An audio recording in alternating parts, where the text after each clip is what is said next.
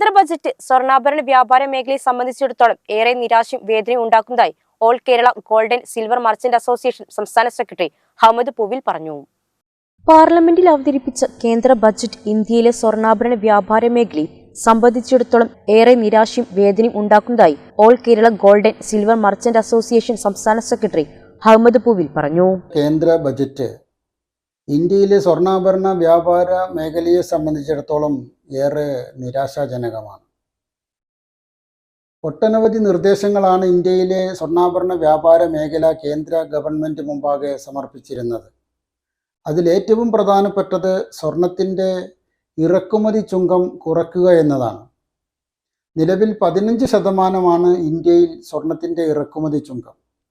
കള്ളക്കടത്ത് തടയുന്നതിനാവശ്യമായ ഏറ്റവും നല്ല നിർദ്ദേശം എന്ന നിലയിൽ സ്വർണത്തിൻ്റെ ഇറക്കുമതി ചുങ്കം 5% താഴെ കുറയ്ക്കണം എന്ന് ഞങ്ങൾ ആവശ്യപ്പെട്ടിരുന്നു. ഇന്ത്യയിലെ സ്വർണ്ണാഭരണ വ്യാപാര മേഖല പ്രോത്സാഹിപ്പിക്കുന്ന യാതൊരു നിർദ്ദേശങ്ങളും ഈ ബജറ്റിൽ ഇല്ലെന്നും all Kerala gold and silver merchant association സംസ്ഥാന സെക്രട്ടറി അഹമ്മദ് പൂവിൽ പറഞ്ഞു. പാൻ കാർഡിന്റെ പരിധി നിലവിൽ 2 ലക്ഷം രൂപ എന്നുള്ളത് 5 ലക്ഷമായി ഉയർത്തണമെന്നും ക്യാഷ് പർച്ചേസ് 10,000 രൂപയിൽ നിന്ന് 1 ലക്ഷം രൂപയാക്കി വർദ്ധിപ്പിക്കണമെന്നും ഇന്ത്യയിലെ ആഭരണ വ്യാപാര മേഖല കേന്ദ്ര ഗവൺമെൻറ് മുമ്പാകെ ആവശ്യപ്പെട്ടതാണ്.